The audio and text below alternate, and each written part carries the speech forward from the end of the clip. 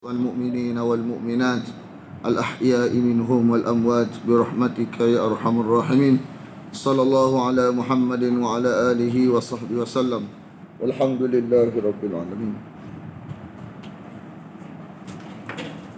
Surah Al-A'raf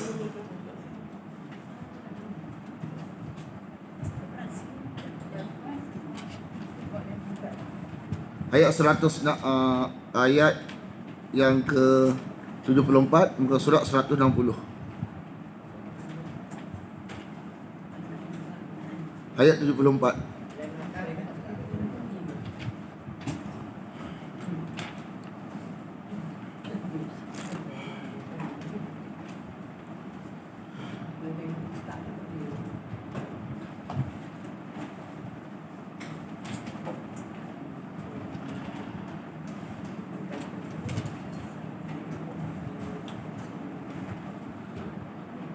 Wazkuru, dan ingatlah ketika ja'alakum, dia menjadikan kamu khulafa, pengganti-pengganti yang baik, pengganti-pengganti yang baik.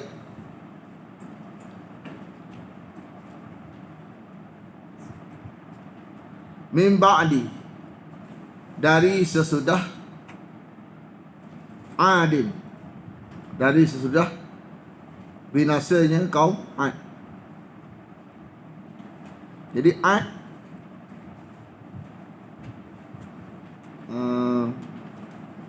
ini Samud ni. Jadi Samud ni nama orang saja. Ad pun nama orang. Lama-lama jadi nama keturunan. Sebab tu Ad ni nama orang, tok dia Ad. Sebab tu Ad tu hujung dia bin Noh. Samud pun hujung dia bin Noh. Lalu jadi bangsa Samud. Sandaran bangsa itu kepada tok dia. Kita barangkali tok kita nama dia Melayu barangkali. Barangkali tak. Barangkali ni tak ilmiah ni. Cuma ni Ad nama orang.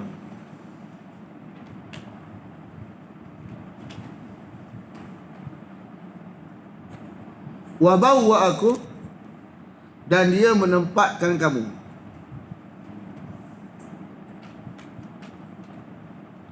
Dia menempatkan kamu, wa bawwa'akum fil ardi, di bumi.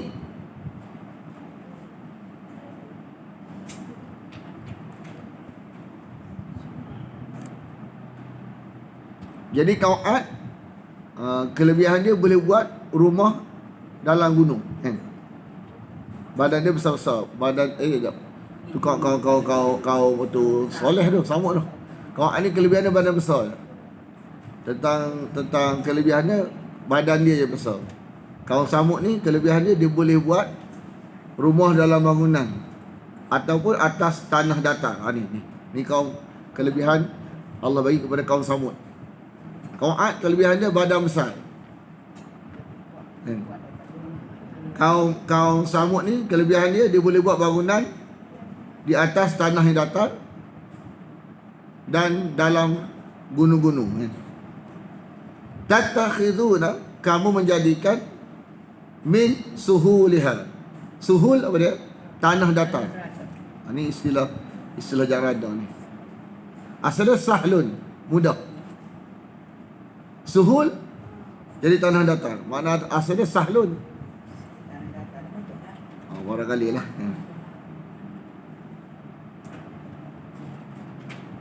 Kusuro, istana-istana.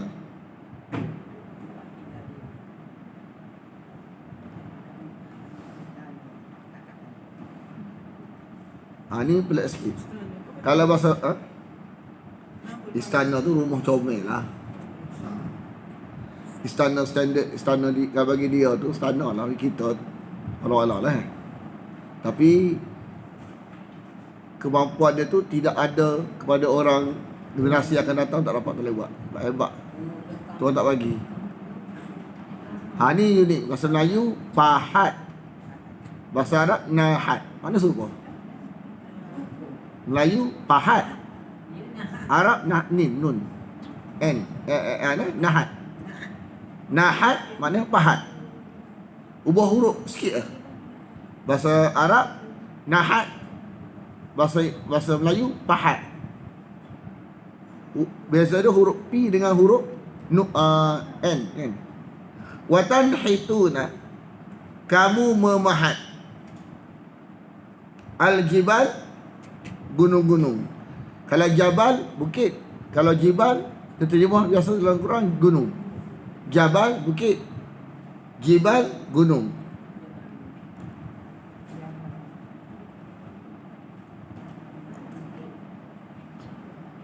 Menjadi rumah, buyuta, menjadi rumah, buyuta. Asalnya baitun, tempat bermalam. Baitun jamaknya buyut, rumah-rumah.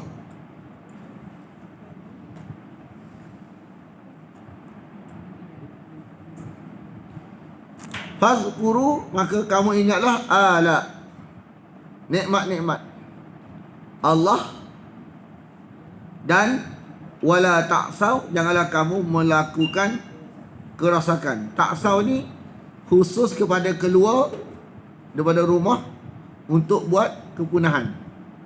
Asalnya makna keluar daripada rumah untuk buat kerosakan. Ta'saw ni keluar berkeliaran, atau maksud kerosakan. Kadang-kadang keluar berkeliaran atau maksud bersia-sia tak? Kalimah ta'saw ni keluar untuk barang, untuk punah saja, tak guna untuk baik. Dalam surah Al-Baqarah kata wala ta'saw, janganlah kamu berkeliaran fil ardi, di muka bumi, dalam keadaan mufsidin, melakukan kerosakan. Ha? Oh tahu, kita huruf ni tak tahu. Tak tahu. TV. Tak. Kena buka bawah. Buka dah. Buka situ. Ustaz tahunya. Ha? Oh. Cuba. Jom. Ada orang. Ha? Ada orang. Oh. Oh, dia aku lagi tahu belakang ni. Sorry. Dia. Ustaz boleh tutup bawah letek sah. Ya.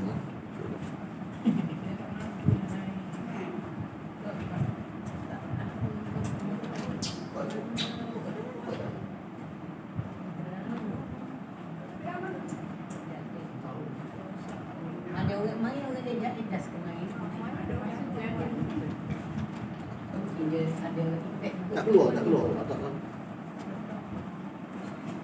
Ada. Tak tahu. Tak, anak tak urus itu, anak urus atas bawah tak.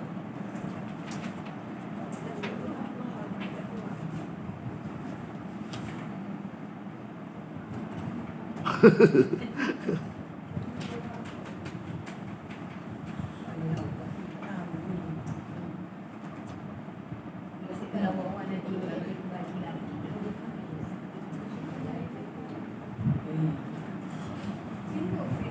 Itulah, tak tahu.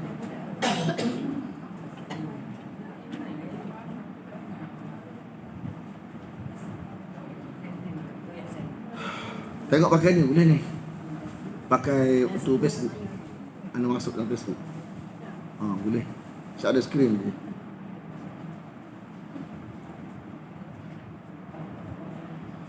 Qala al-mala'u, berkata pembesar, alladzina, orang-orang yang istakbaru.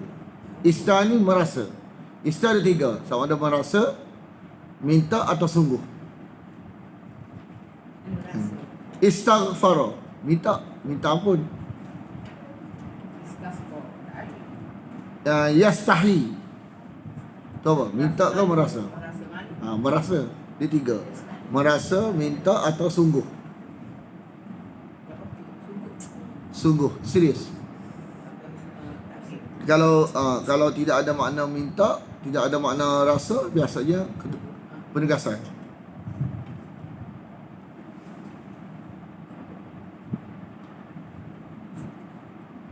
Dari kaumnya, min qaumihi, dari kaumnya, lilladzina istud'ifu, kepada orang-orang yang nak kata merasa lemah, tak. Minta lemah, tak. Lemah sangat. Sungguh lemah. Sangat Sangat lemah. Dia sebab dia pasif. Dianggap sangat lemah sebab pasif. Dia sebab baris mati depan, pasif. Kan? Mati baris depan. Pasif. Bila pasif, D. Mesti D dulu. Dianggap sangat lemah. Dianggap sangat lemah. Dia terjemah dianggap D.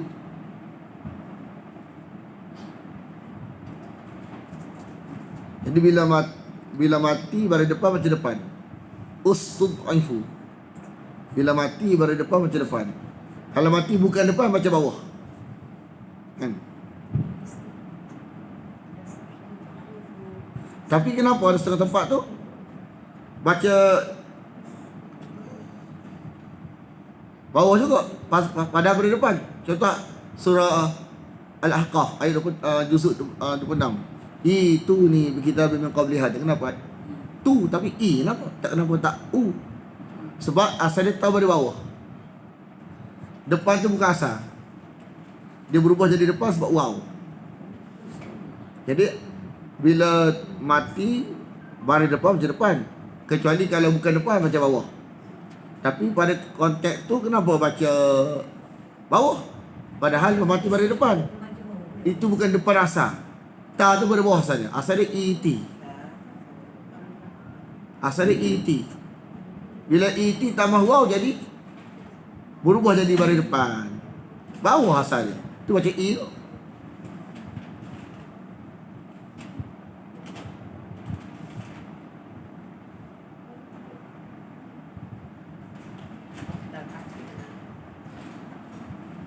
Liman amana minhum, bagi orang yang beriman dari mereka.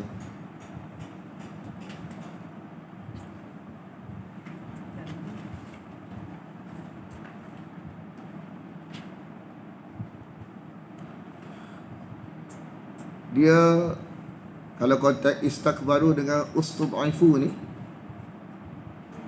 dalam ada tak dalam neraka pergaduhan antara orang sombong dengan orang lemah? Sebenarnya kalau terjemah lemah kita tak faham. Sebenarnya istakbaru dalam konteks tu ialah pemangsa. Cakap barang tak jelas, suruh orang telah. Pemangsa. Kalau konteks dalam neraka ni ustud'ifu mana golongan jadi mangsa. Golongan yang dia maklumat ilmu tak ada, dipaksa telah. Kalau tak telah marah. Jadi masa kita nak tolak orang marah. Nak tanya, orang kata barang sahur tanya, maka sesatlah ia. Kan? Jadi golongan jadi mangsa. Dipanggil golongan jadi mangsa. Dia masuk neraka juga. Sebab apa? Sebab salah kita. Sebab kita tak gagah dalam ilmu, maka jadi mangsa orang lain. Kalau kita dunia, kalau kita tak kerti apa-apa, kena tipu tak? Faham tak? Agama kita juga. Kalau tak kerti memang jadi mangsa. Waktu kita mengaji ni, biar jangan jadi mangsa. Tujuan kita. Dan kita boleh menyelamatkan orang lain pula. Kita jangan jadi mangsa barang tipu. Lepas tu jangan kita tolong orang lain yang jadi mangsa. Selamatkan mereka. Kena niat bagi betul tak? Lemah dalam neraca ni masuk neraka. Kita nak tolak tak beranilah, nak terima pun tak ada. Jadi nak tolak betul kali. Lemah tu. Tak boleh nak tolak. Kalau Quran tegah barang tak ada keterangan ni pembohongan. Barang tak ada keterangan ni pembohongan. Quran tegah. Bila tak ada keterangan pembohongan. Tapi kalau tak ngaji Quran, dia kata kalau tak ada keterangan, dia kata makam tinggi.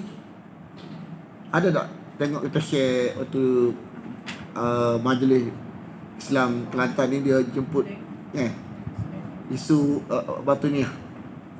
Tengok tak? Dia banyak isu tu. Tengok. Dengar habis. Habis tengok. Habis. Mek takut kata habis takut Ustaz tanya. Dia isu semasa ni bila majlis panggil, Kelantan panggil, kita kena ambil tahu sebab dia isu semasa. Ha? Ada anda baru tahu tadi.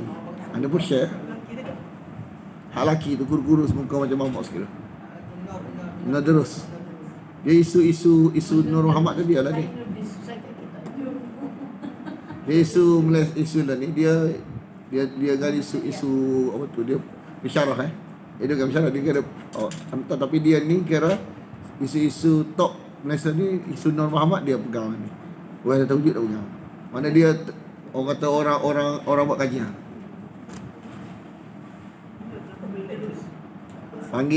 Panggil dia biar kita kilat mata sikit, mikir sikit. Lah ni apa tu sebab ada orang di Malaysia tadi bagi dia tak ada keterangan bukan barang salah. Makam tinggi dia kata, jangan tikar. Kita tak boleh kena tipu sebab kita ngaji Quran. Quran kata, "Ma nassalallahu biha min sultan" ni pembohongan. Kita tegas. Tapi bagi orang yang dia tak ada metod Quran ni dia nak ibarat nak tahan juga. Dia kata makam tinggi. Kalau dia kata kalau pokok lagu ni dia kata kalau ilmu tasawuf ni ilmu tazkiyatun nufus. Kita tak nafikan ilmu tu, kita kena mengaji untuk pembersihan jiwa. Tapi mana hak masalah lagu ni, masalahnya dia kata kalau orang mengaji tasawuf, kalau menepati dalil syariat itu makam rendah. Kalau nampak macam menyalahi macam dia tu makam tinggi. Tengok. Hati kita mikirlah sendiri. Kita kata menyalahi ni. Tak menyalahi sebenarnya. Nampak macam menyalahi. Nampak tak? Dia batin. Tak kira lah. Dia tak kira dari batin ni dia meh-meh. Belakang dia Syiah ke tasawuf ke meh-meh. Asal batin ni gitulah. Yalah. Sikit-sikit tu. Dia banyak lagi isu dia bukan isu ni. Bunyi macam sedap. Dia dalam Islam ni Quran mesti kalau kata siapa cakap sama ada Quran sendiri, ditafsir oleh Quran sendiri, hadis Nabi, tabi'in ataupun tengok tu je. Syarat tabi'in mesti ijma'. Lepas tu kalau takwil mesti 16 cabang ilmu. 16 cabang ilmu ni adalah hasil daripada pengajian Al-Quran Surah melahirkan 16 cabang ilmu. 16 cabang ilmu. Mana 16 cabang ilmu ni daripada Quran Surah juga.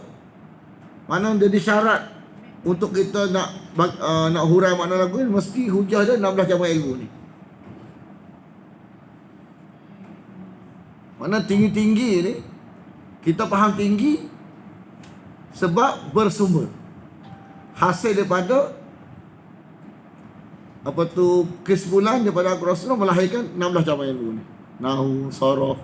Mana ilmu-ilmu ni wasilah untuk faham Quran. Kita kata tinggi ilmu ni.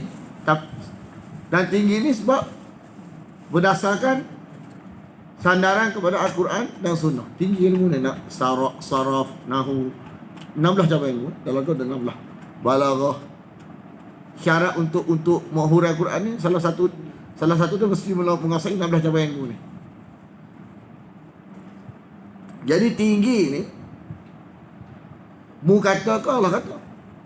Mu kata ilmu tinggi juga. Jangan kita petikai ilmu tinggi. Tinggi tu siapa kata? Kalau Allah kata kita terima. Sebab istilah tinggi-tinggi ni kalau wahyu Allah, saya terima. Kalau ada dalam Quran kata barang yang tidak ada keterangan ni mu jangan pasal sebab ini barang tinggi. Kalau Allah lafaz kepada Allah, tak apa. Lafaz-lafaz orang takut-takut nilai mu kata tinggi. Markah kata tinggi, orang apa tu bukan wahyu bubuh. Manusia biasa macam mana? Kalau wahyu kata tinggi tak apa. Wahyu kata ni markah tinggi ni, ilmu tinggi ni. Mana bukan daripada kesimpulan 16 cabang ilmu, tapi kata ilmu tinggi. Macam mana? Jadi neraca tinggi ni bukan daripada wahyu, bukan daripada 16 cabang ilmu, tapi daripada dia. Kita boleh terima ke tak? Risiko nak terima. Kalau tinggi ni hasil daripada 16 cabang ilmu, tak apa. Kita terima ilmu tinggi pun. Kena mengaji. Nahu dia, saraf dia, kan? Kena ngaji. Ilmu tinggi. Tinggi memang tinggi kan? Dan diakui tinggi oleh ilmiah. Ni dia seorang kata tinggi. Dia kata tinggi, bukan atas dasar wahyu kata.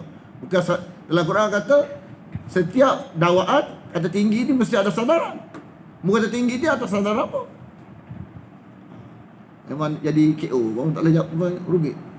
Jadi tinggi seorang-seorang dia, andaian saja tinggi. Dalam surah Baqarah Allah kata, kalau kita contoh, kita mengaji kalangan sahabat. Kalangan sahabat memang tinggi, kepahaman dia memang bernilai. Setiap pandangan dia berharga sahabat ni. Kita faham sahabat ni memang tinggi sebab duduk dengan Nabi. Kita terima dah. Tapi bila tinggi keluar daripada metode sahabat, kita kata tinggi ni siapa kata tinggi? Kita nak hati-hati setelah mula-mula. Dia kata tinggi je. Lepas tu menyalahi syariat pula. Menyalahi tulisan. Lepas tu risiko lah. Siapa-siapa yang ni risiko.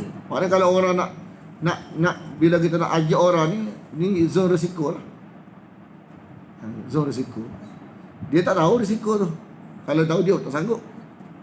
Kalau 1,000 orang suka, 1,000 orang ikut dia. Tapi 1,000 orang tu kalau barang tak jelas, jadi azab neraka. Jadi seolah-olah barang tu barang risiko balik ke tuan. Sedap mana-mana je.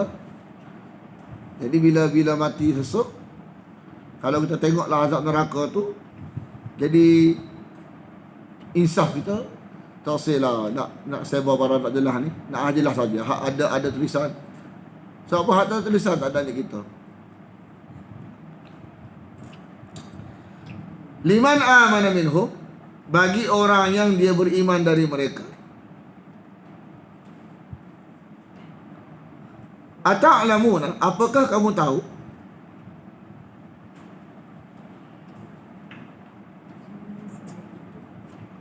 Jadi lafaz-lafaz lecehan ni bagi. Bahawa Soleh itu yang diutus dari Tuhannya, mursalun min rabbih. Jadi bila kaum nabi-nabi ni, kaum bagi setiap nabi ni mempersoalkan nabi mereka bila setelah dilantik jadi nabi. Sebelum jadi nabi diangkat. Semua nabi gitu. Semua orang baik, orang bagus. Nabi kita lagu tu. Bila nabi itu bercakap tak ada wahyu, mula. Jadi tak comel selalu. Persoal selalu.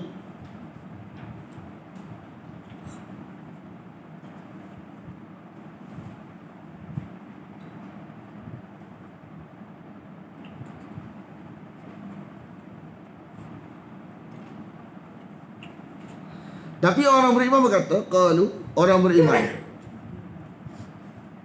qalu inna, sesungguhnya kami. Hani lemah, tapi dia lemah konteks baik. Lemah tapi dia ada pengikut Nabi kan. Hak lemah dalam Quran ni lemah jadi bangsa. Hani lemah pengikut Nabi. Inna, sesungguhnya kami, bima, dengan apa yang ursila bihi, disampaikannya, mukminun, kami beriman. Apa yang disampaikannya, ada tak unsur dengar? Dengar. Bila ada unsur dengar, di situlah ada makna iman. Kalau kata saya tak dengar apa-apa, tapi saya beriman, tak mungkin. Mendengar lalu percaya, itulah makna iman. Mendengar lalu percaya, itulah makna iman. Mukminun, mempercayai apa yang diberitahu oleh Rasul itu, walaupun tidak dapat dilihat oleh mata, tapi kami beriman kan?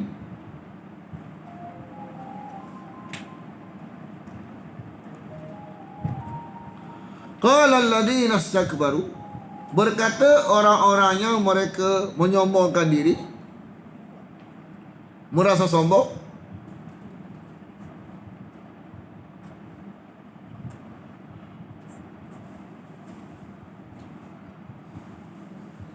mana kalau jiwa kita bersedia untuk dengar, Allah akan anugerahkan bersedia untuk terima. Biasalah begitu. Kalau jiwa kita tidak bersedia untuk dengar, biasanya jiwa kita nak tolak. Inna, sesungguhnya kami, billadhi, dengan yang kamu beriman dengannya, kafirun, kami ingkar. Jadi kafara ni ya, satarul haq inada. Kafara ni kalau orang tanya kita apa dah? Sintaro satarul haq inadan, menutup kebenaran kerana kedegilan. Menutup kebenaran, satarul haq inadan, menutup kebenaran kerana degil.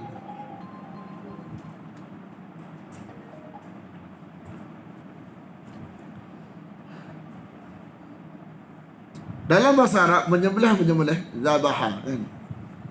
Tapi kalau tak unta dia guna kalimah lain. Tapi Melayu tu cuma menyembelih juga. Cuma kita tengok, memang cara sembelih unta ni unik. Dia tak macam kita. Dia kayak gitu ya.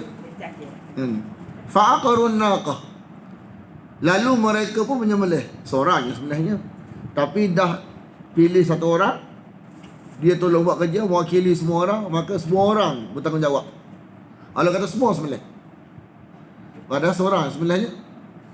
Siapa nama dia?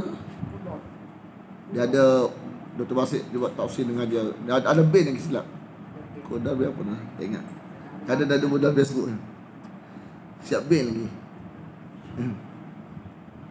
Wa atau, dan mereka angkuh. Mereka angkuh dari amri rabbihim, perintah Tuhan mereka.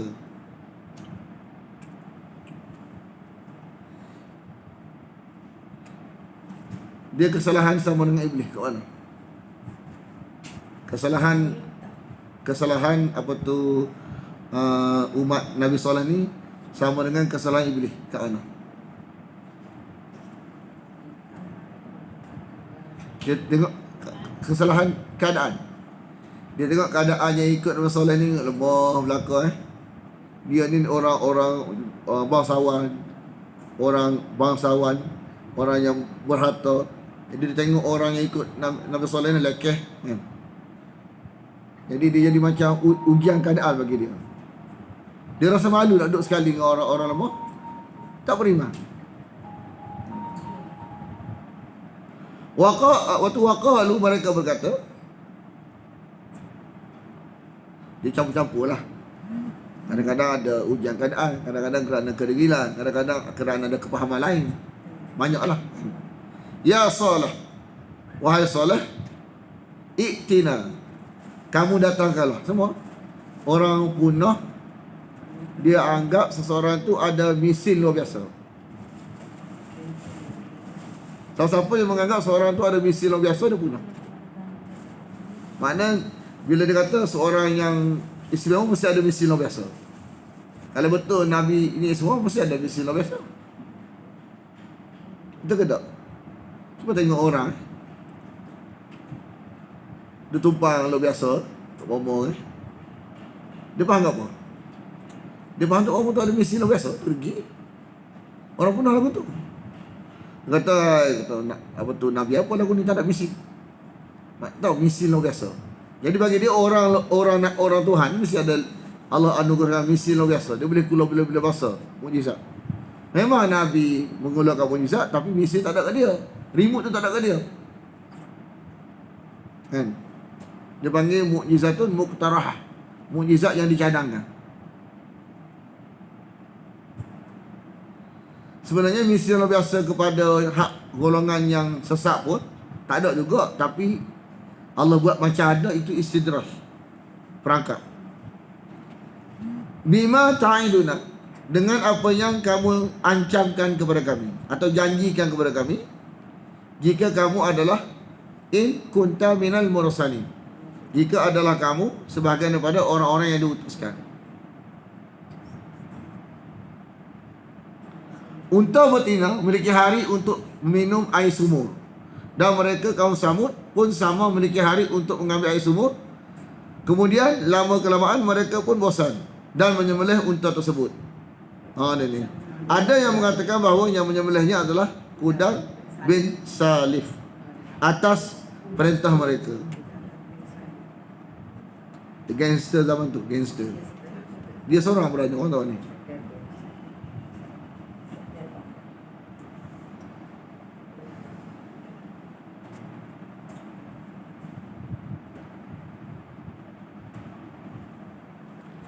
Jadi dia kata Nabi Saleh alaihissalam berkata, bersukarialah kamu semua di dalam rumahmu selama 3 hari. 3 hari ya. Itu adalah janji yang tidak dapat didustakan. Faedah dia kata. Syekh As-Sa'di berkata, perlu diketahui bahawa kebanyakan mufassir menerangkan kisah ini, yakni bahawa unta betina itu keluar dari batu keras yang licin yang sebelumnya mereka usulkan kepada Saleh. Unta tersebut sudah mengandung dan hampir melahirkan. Lalu unta itu keluar sedangkan kaumnya melihat langsung. Unta itu sudah melahirkan anaknya ketika mereka menyembelihnya dan bersuara 3 kali suara, lalu bukit terbelah dan anak unta tersebut masuk ke dalamnya.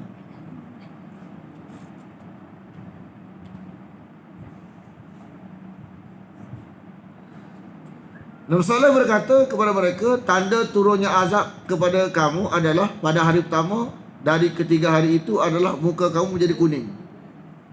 Hari kedua merah. Hari ketiga hitam.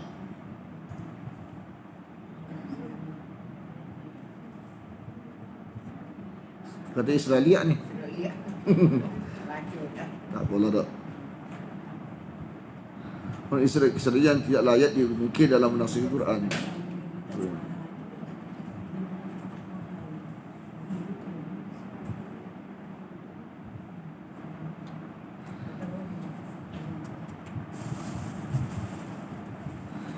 Dia kata, bersukarialah di rumah kamu selama 3 hari, yakni nikmatilah dan bersenang-senanglah dalam waktu yang singkat ini, kerana kamu tidak dapat bersenang-senang dan bersukaria selain ini. Mana tak ada istilah merah. Dia kata apa tu? Lantas di mana kesenangannya bagi mereka yang diancam Nabi akan ditimpa azab, dan menyebutkan pendahulunya di mana hari demi hari akan terjadi sesuatu yang menimpa mereka secara merata. Merahnya muka, kuning, hitam kerana azab. Bukankah hal ini bertentangan dengan Al-Quran dan menyalahinya? Tengok ni. Dia cara dia hurai. Makna ni wahyu. Hak ni Israeliat. Wahyu kata senang. Kalau muka kuning senang ke mana? Muka merah tak senang dah. Muka hitam kan. Jadi kaedah wahyu ialah segala sesuatu yang ganggu wahyu tolak gitu. Dia Israeliat ni kalau ada hadis sahih dah, lepas tu Israeliat ni tidak bercanggah dengan makna hadis sahih ni. Tak apa. Tapi kalau menyalahi fakta, menyalahi hak yang sahih, maka kita tolak gitu, tak boleh pakai.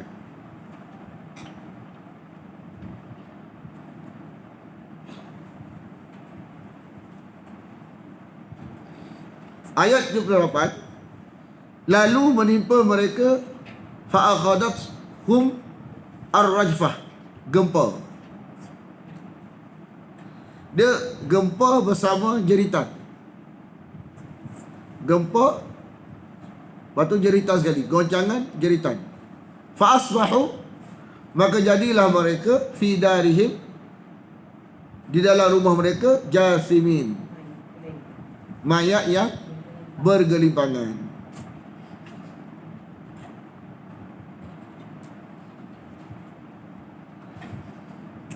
Jadi rajfah ni boleh jadi goncangan, boleh jadi suara keras. Gempa dalam bentuk goncangan dan suara keras. Dia kata suara keras ni. Lepas tu dia kata jasimin ni bergelimpangan berkeadaan di atas lutut mereka.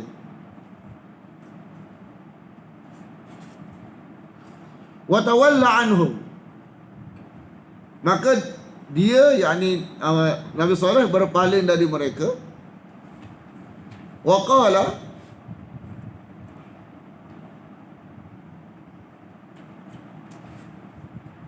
dan dia berkata, ya qaumi, wahai kaumku, laqad ablaghtukum, demi sesungguhnya aku telah menyampaikan risalah Rabbi, risalah Tuhanku.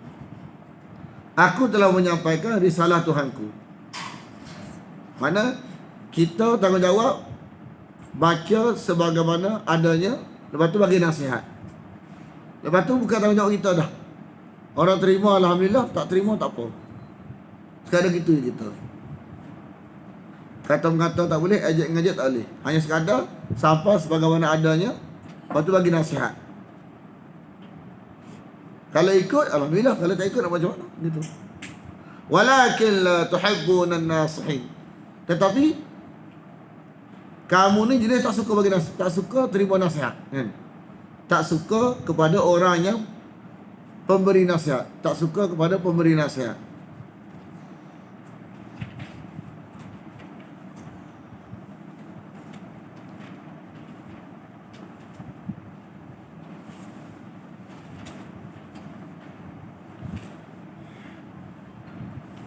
Kalau tengok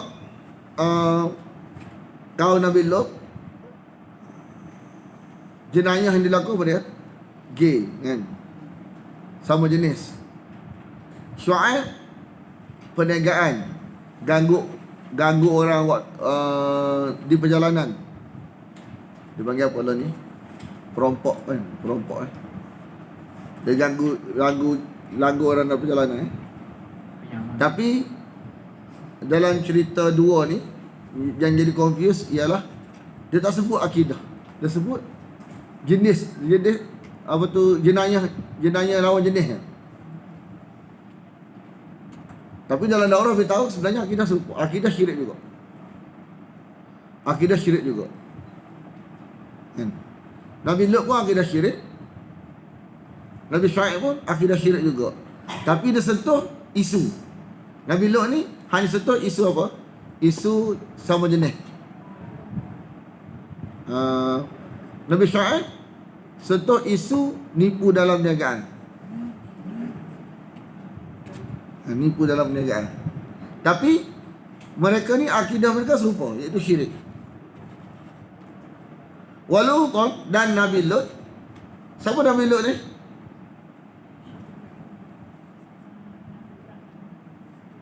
Apa kaitan dengan Ibrahim?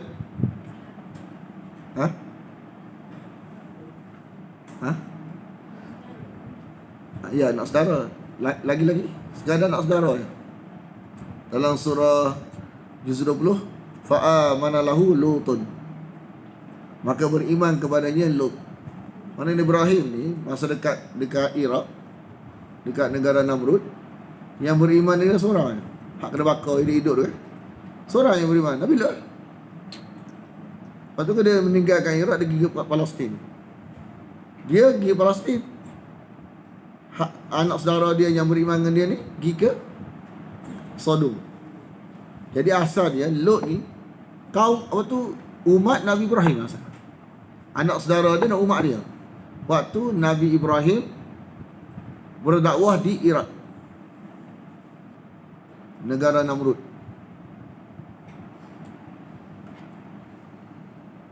Ini bukan surah lihat ni, ayat Quran sendiri. Fa'amana lahu Lutun, beriman kepadanya Lut. Mana halal semua nak bakar hidup dia. Seorang yang beriman, Nabi Lut. Jadi Ibrahim ni adalah di antara Nabi yang banyak umat. Cuma adalah sejarah dia tu, satu tempat tu satu orang hak ngaji daurah dengan dia. Seorang Lepas tu dia pergi. Tapi dia termasuk Nabi-Nabi yang banyak mengikut. Kenapa? Hak yang mengikut ni Muhammad, Nabi Ibrahim. Hak tak banyak mengikut ni Nabi Lut, Nabi Nuh. Kenapa? Beza kat mana? Kenapa juga? Kenapa beza dua tu? Kenapa Nabi Lut, hikmah dia, Nabi Lut dengan Nabi Nuh ni ngikut ramai. Kenapa Nabi Muhammad, Nabi Ibrahim ni ngikut ramai? Beza kat mana? Apa yang menyebabkan jadi ramai tak ramai? Hikmah dia tu. Dia ada pengajaran kat situ. Dalam daurah kita tahu.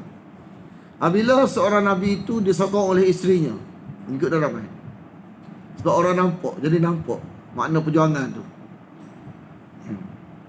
Tapi bila seorang pejuang itu tidak didokong oleh isterinya, pengikut tak ramai. Tapi ramai tak ramai, pahala tu tak pahala. Cuma nak kata kesan daripada umat tu. Bila isteri dia bagi sokongan, oh ramai mengikut. Kalau isteri tak bagi sokongan, kurang mengikut. Paling kurang sekali Nabi Lut tu 2 orang anak perempuan dia. Masa barangkali masa dia Ibrahim ni di Iraq, masa tak kahwin lagi dengan Sarah, barangkali seorang yang ikut dia. Tapi bila dah dikahwin dengan Sarah, Hajar pula, masa tu pengikut dah ramai kan.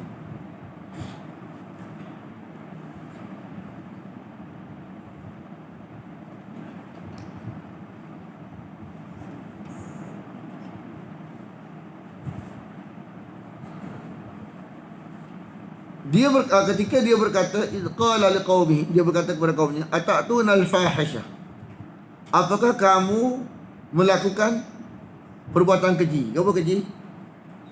Keji ni maksud dia dua, sama ada maksud dia binatang pun tak gamak nak buat, ataupun maksud dia kalau orang tahu kita malu. Dua takrif. Selagi takrif kata keji ni satu dosa, satu perbuatan melahirkan lebih dosa besar. Perbuatan saya, tapi dia ada berganda dosa besar kat situ. Itu fahisyah juga. Contoh macam tu. Sedap, syok satu je, tapi 3 dosa. Apa dia kata? Narak. Tu lepas tu minum arak saja. Tahu tak? Hanya satu perbuatan melahirkan berganda dosa. Berzina dengan jiran sebelah. Berzina dengan jiran sebelah. Isteri orang pula. Ada apa dosa itu?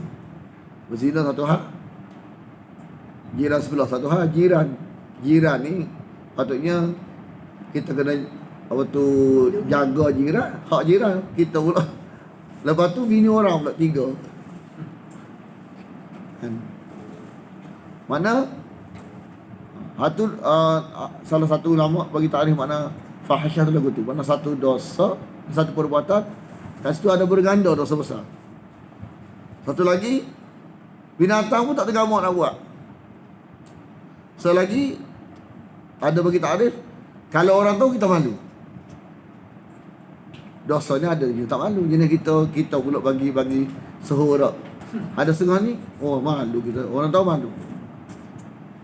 Malu kita. Kalau orang tahu, pindah kampung.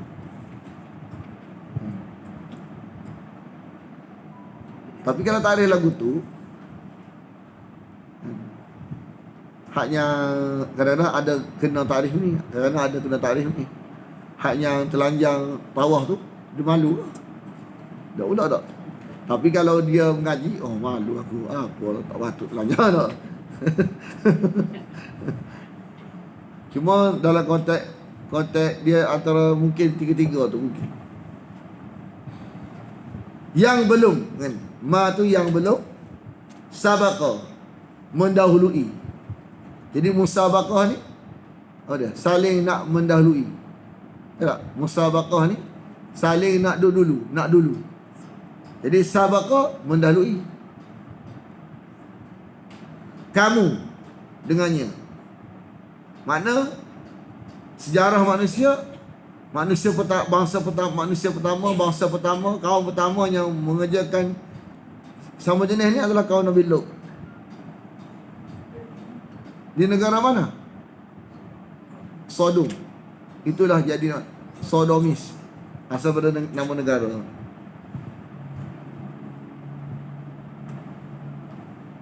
Cuma ada sikit pembetulan Israeliat. Kalau ada orang kata isteri Nabi Lut pun terjebak juga. Tak. Semua Nabi dia tidak terjebak dengan perbuatan-perbuatan lagu tu.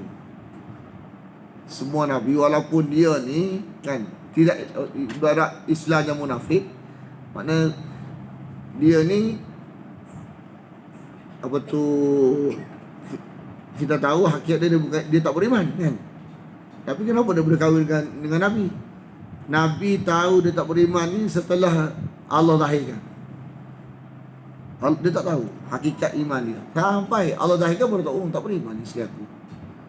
Jadi dalam konteks perkahwinan ni hukum zahir. Kan, hukum zahir. Kalau terzahir alih dah zahir nampak beriman, kalau boleh kahwin. Terzahir tidak beriman tu setelah azab nak turun.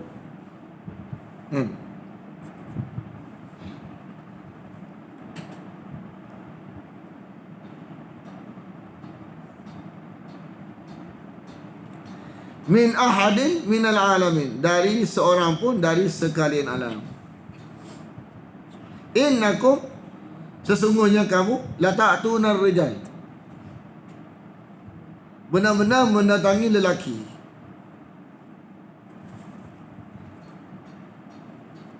Syahwatan, untuk nafsu, untuk maf'ul li ajli.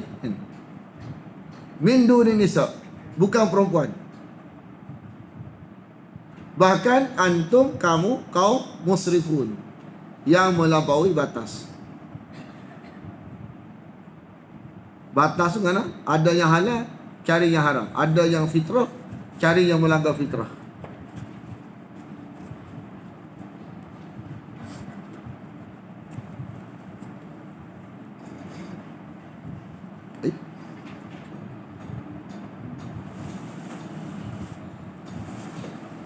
Fama kana jawab qaumihi,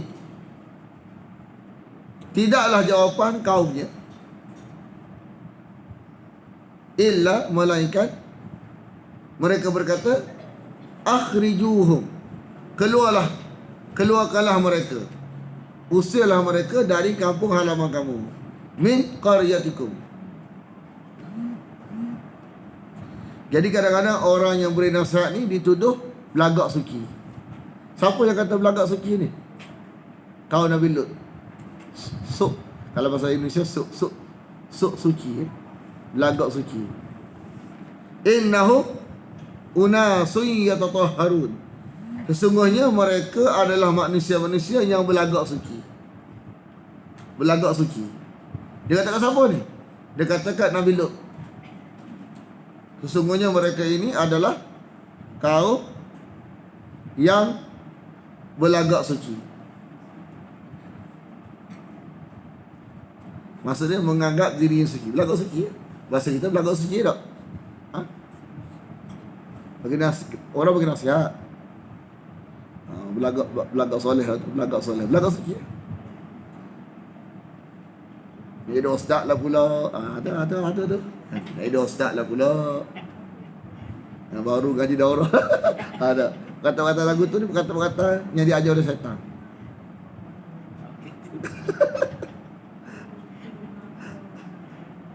Ni dia ustazah lah pula, atau dia ustaz lah pula. Masa-masa yang menyakitkan kita pun.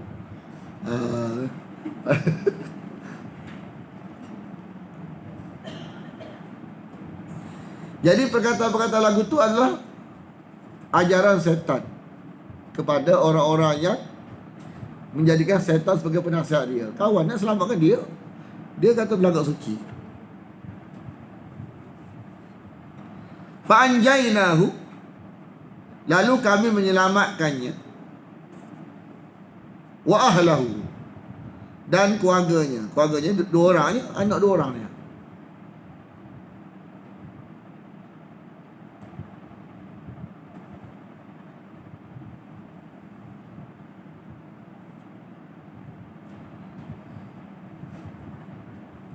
Kecuali isterinya, illa imra'atahu, imra'ah isteri, kecuali isterinya, kanat minal ghabirin, termasuk orang-orang yang ditinggalkan. Asalnya ghubarun ni debu yang berterbangan. Mana jadi barang tak ada harga, barang orang tak, barang tak sih. Al-ghabir ini barang tak sih. Barang tak sih dia. Pada dia je mahal. Orang-orang yang tertinggal. Yakni dibinasakan. Cuma kalau orang tanya kita, binasanya kaum Nabi ni ada 3 jenis. Satu binasa, Allah tak bagi tengok ke Nabi dia. Tengok binasa dah. Contohnya kaum Nabi Soleh, Hud, Lut kan. Suruh pergi, dia tengok binasa dah. Ada satu jenis ya Allah bagi tengok dengan mata, iaitu kaum Nabi Musa. Tengok sendiri binasa kaum dia dengan mata kepala. Ada jenis Allah bagi tangan dia, dengan tangan dia dibinasakan. Kaum Nabi Muhammad SAW kan, dalam perang Badar Allah azab juga dalam bentuk tangan-tangan para sahabat. Maknanya dengan Allah boleh guna dengan kaedah Tuhan sendiri tak kena nampak. Tuhan bagi tengok. Dengan Tuhan bagi tangan-tangan sahabat pula untuk sebagai azab kepada 70 orang kepala pengak ni. Kepala pengak. Pasal Abu Jahal ni.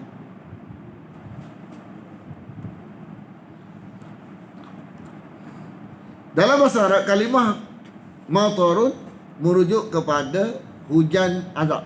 Kalau luar Quran, matarun ni mana hujan biasa. Dalam Quran kalau hujan baik disebut apa? Disebut al-wabil. Wabilun, hujan yang lebat baik. Sayyibun, hujan yang lebat baik. Tapi kalau matarun, hujan azab. Wa amtarna alaihim matara, dan kami hujani ke atas mereka hujan azab. Angkat dulu, angkat naik ke atas, lepas tu kena batu, lepas tu balik ke bawah.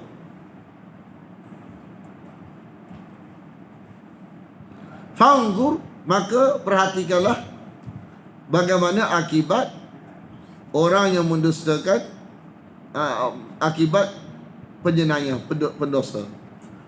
Bagaimanakah akibat pendosa?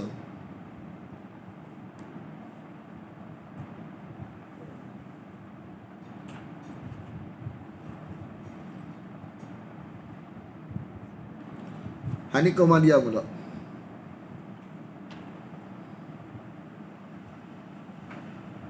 Wa ila Madian, kepada kaum Madian. Siapa dia Madian ni? Ingat tak? Madian ni apa Madian? Nama orangnya kok? Madian bin Ibrahim. Tapi dalam Quran tak sebut sebagai nama, tapi orang kenal dah. Dia keturunan ni buah mulut. Orang Arab ni suka hafal keturunan. Madian ni orang tahu nama Nabi Ibrahim, semua terkenal. Cuma bukan anak Sarah, bukan anak Hajar. Dia kahwin lain. Dengan cerita selepas kematian Sarah, dia kahwin lain, dapat anak nama dia Madian. Jadi Madian ni dia keturunan Ibrahim juga.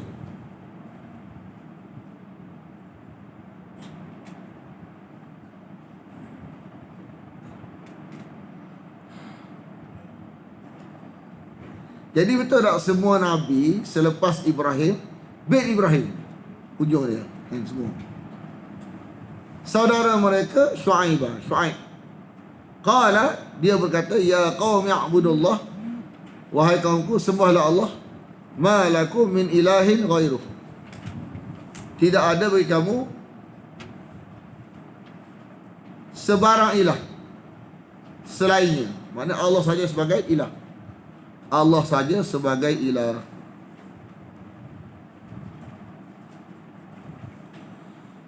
Maknanya konsep metod Nabi ialah datang dakwaan bersama bukti. Qad ja'atkum, sesungguhnya telah datang kepada kamu bayyinatun, bukti, min rabbikum, dari Tuhan kamu. Min rabbikum, dari Tuhan kamu.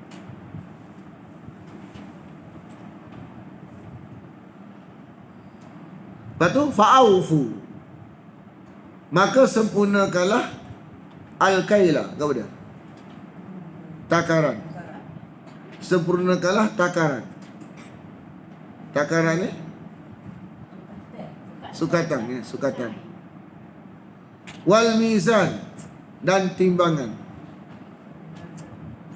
Dulu barang berat je boleh timbangnya. Sekarang semua boleh timbang.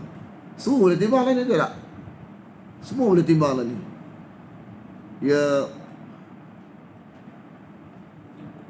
Malana dia huraian tentang mizan, timbangan. Esok yang ditimbang ni kitab ke amalan kita. Dia ada dua pandangan. Satu, kitab amal kita ditimbang. Timbang kebaikan kita, tidak tahu ditimbang. Hak baik timbang, kan? Satu kata, satu lagi pandangan kata amalan kita sendiri. Iyalah. Timbang. Cuma dalam konteks apa tu akhirat, kena faham setiap sifat di hari esok semua berbentuk jisim. Kan? Amalan kan sifat. Kan? Hari esok semua nampak dalam bentuk berjisim. Dia bila jisim boleh timbang. So, yang kedua, hujah dalam Daurah Habib tahulah. Dia kata dulu hak boleh timbang berat. Dan ni selain benda berat boleh timbang tak? Suhu boleh timbang tak? Tu. Ni kalau ikut teknologi semua boleh timbang belakang. Cuma bukan timbang lagu tu. Kita boleh tahu ni berapa rukun lah ni. Boleh ukur belakang lah ni. Dulu berat je, gitu ya. Tapi zaman lah ni suhu boleh timbang. Makna tak mustahil Allah buat satu hari nanti ke akhirat amalan pun boleh timbang.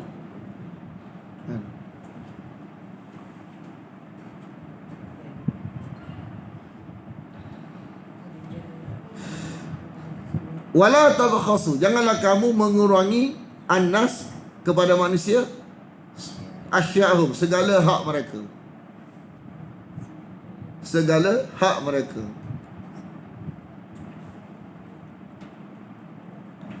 Wala tufsidu, janganlah kamu melakukan kerosakan fil ardi, di muka bumi, ba'da, sesudah islahiha, sesudah memperbaikinya. Ini ada dah semalam.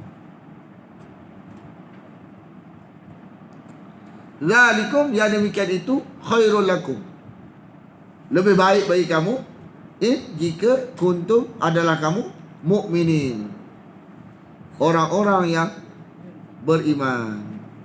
Cukup kat ni. Ni. Madian adalah nama putera Nabi Ibrahim AS. Kemudian menjadi nama kabilah yang terdiri daripada anak cucu Madian itu. Kabilah ini telah tinggal di satu tempat yang juga dinama Madian, yang terletak di pantai Laut Merah di tenggara Gunung Sinai. Bismillahirrahmanirrahim. Alhamdulillah wa alamin, wassalatu wassalamu ala asyrafil anbiya wal mursalin wa ala alihi wa sahbihi ajma'in. Allahumma inna nas'aluka ridhaka wal jannah wa na'udzu bika min sakhatika wan nar. Allahumma innaka 'afuwun tuhibbul 'afwa fa'fu 'anna wa an walidina wa an jami'al muslimina wal muslimat wal mu'minina wal mu'minat al ahya'i minhum wal amwat bi rahmatika ya arhamar rahimin. Sallallahu ala Muhammadin wa ala alihi wa sahbihi wasallam. Walhamdulillahi rabbil alamin.